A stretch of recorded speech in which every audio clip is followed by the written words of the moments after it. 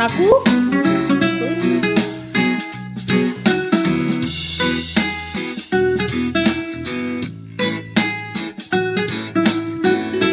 Assalamualaikum teman-teman, apa kabar? Semoga kalian dalam lindungan Allah dan rezekinya selalu dilimpahkan. Behouse Vlog kali ini akan menceritakan kami yang menantikan kehadiran adiknya Sea dan generasi penerus dari keluarga ini. Jadi beberapa hari yang lalu ibu ke Sorowako, tempatnya maminya Ea, dan Sea tuh dibawa pulang sama ibu untuk sementara ke kampung gitu ya teman-teman. Tapi beberapa hari kemudian ibu akan ke Sorowako kembali karena maminya Ea bakalan dioperasi. Soalnya ini anak keduanya dan itu nggak sampai 3 tahun, hanya sekitar 2 tahunan gitulah. Terus jadinya harus dioperasi lagi. Saya lahir dulu di operasi sesar juga, makanya di keduanya ini juga harus operasi sesar. Karena kalau aku nggak salah tuh minimal 3 tahun ya baru boleh lahiran normal lagi. Cuman karena nggak sampai 3 tahun makanya harus dioperasi kembali. Itu kenapa intro aku semuanya isinya Sea. Karena kebetulan dia lagi di rumah dan aku sedang buat video. Aku hanya ingin mengambil aja sih momen-momen ketika dia kecil. Sampai dia besar, dia bakalan lihat bahwa kecilnya tuh seperti ini. Mendidik anak yang sangat lincah seperti Sea tuh kayaknya nggak mudah ya teman-teman.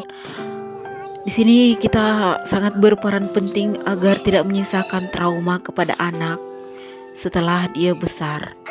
Aku banyak banget menerima trauma ketika aku masih kecil. Mungkin memang akunya yang nakal atau aku nggak tahu. Dan semalam aku berbincang-bincang dengan adikku Rosinet dan aku tahu sih PR aku ternyata masih banyak banget untuk menghapus trauma itu. Di sini aku tidak akan menyalahkan siapapun karena aku yang telah memilih orang-orang yang aku lakukan kontrak jiwa untuk membuat aku semakin berkembang. Kadang sedikit miris ketika melihat ada anak-anak yang menyalahkan orang tua untuk trauma-trauma yang dia tinggalkan ketika masih kecil. Padahal no darling, gak ada orang tua yang toksik. Kita yang telah memilih mereka dan itu menjadi tugas kita atau pelajaran kita di bumi ini untuk menghilangkan trauma itu. Dan pasti ada pelajaran yang bisa kita ambil di sana. Tahu sendiri kan kita turun ke bumi ini untuk belajar banyak hal. By the way, kalian masih ingat nggak sih air conditioner yang waktu itu ini baru dipasang di kamarnya ibu karena maminya Ea bakalan ada di situ selama sekitar 2 bulan. Terus ini keesokan paginya aku ngepak-ngepak barang karena aku bakalan ikut dengan ibu ke Sorowako. Seperti biasa kita naik travel langganannya ibu ya teman-teman.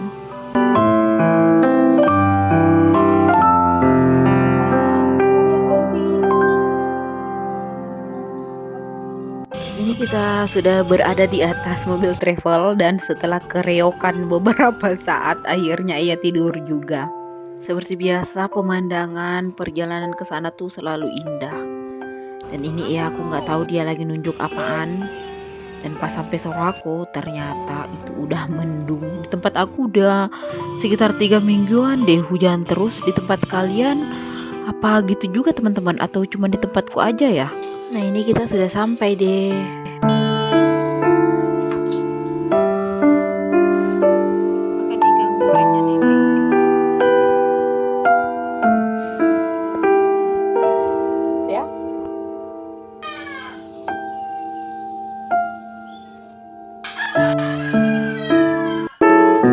Ini pas malamnya ibu buat barongko talang. Kalian tahu kan makanan khas Sulawesi Selatan yang barongko itu biasanya kan dibungkus dengan daun pisang. Kali ini akan dibuat menjadi kayak bentuk talang gitu teman-teman. Ditaruh di atas loyang kue. Tapi itu aku lupa banget videoin hasilnya. Nah, ini Ea kasih semangat mominya karena mominya udah masuk rumah sakit dan besoknya insya Allah bakalan dioperasi sesar. Dan setelah penantian 9 bulan, alhamdulillah anaknya lahir sehat. Dan perempuan juga, diberi nama Ayaka Gianina.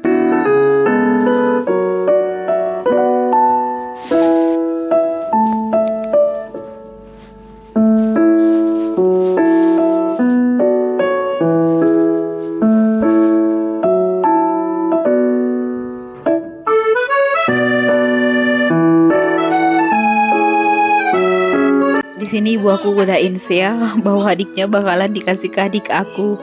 Dia selalu manggil adik aku dengan sebutan Imo, atau dalam bahasa Korea artinya tante. Ini sambil dia makan, sayanya makan, aku bakalan menjemur-jemur pakaian dulu. Seperti biasa ya, nggak lengkap kalau nggak melakukan aktivitas rumah tangga. Sebenarnya bisa sih lewat pintu belakang, cuman aku agak sedikit ngeri lihat tangganya. By the way, aku mau ucapkan terima kasih untuk teman-teman yang telah mengklik video ini, bantu aku untuk mengembangkan kanal ini agar bisa memberikan konten yang bermanfaat ataupun hanya menjadi sekedar hiburan. Karena tanpa dukungan kalian, kanal ini nggak akan berkembang.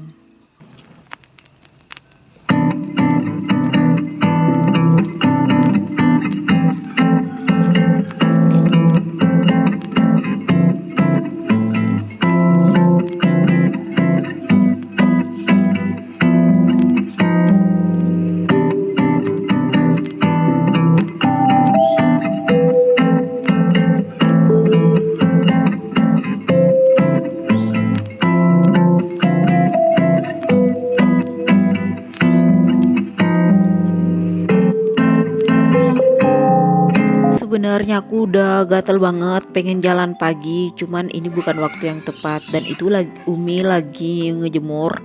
Itu tangga aku tadi, aku udah habis berbincang-bincang dengan beliau karena anaknya udah 3 dan ada satu yang nggak sempat aku lihat waktu beliau melahirkan. Nah ini pas siangnya maminya Iya udah pulang deh dengan bayinya, dan saya gemes banget. Dia penasaran dengan adiknya, bentuk jari adiknya, kepala adiknya, kaki adiknya, pokoknya dia pengen semuanya periksain karena nggak tahu sih, dia suka gemes aja dan juga penasaran. Terus ini kita lagi makan siang, ibu buat kapurung, dan tadi kakaknya apanya saya, Kak Udin udah dateng, jadi kita bakalan buat kapurung.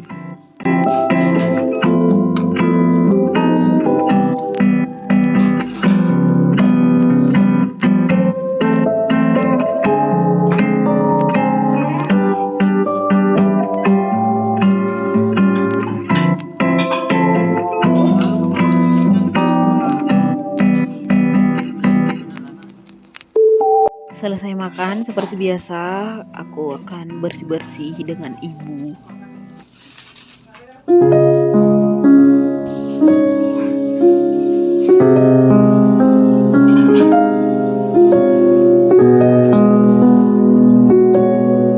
Ini keesokan paginya, mungkin sekitar jam 8 sih kalau aku nggak salah, kita menuju pulang deh ke rumah. Dan seperti biasa, saya menjadi reog.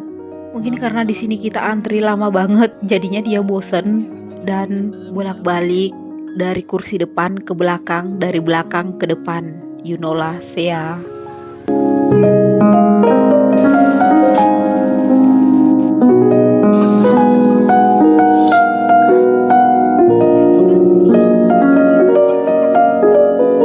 Gak tahu kenapa setiap lewat jalan ini aku selalu mengingat seseorang yang selalu mengantar aku ketika aku ketinggalan bus karyawan.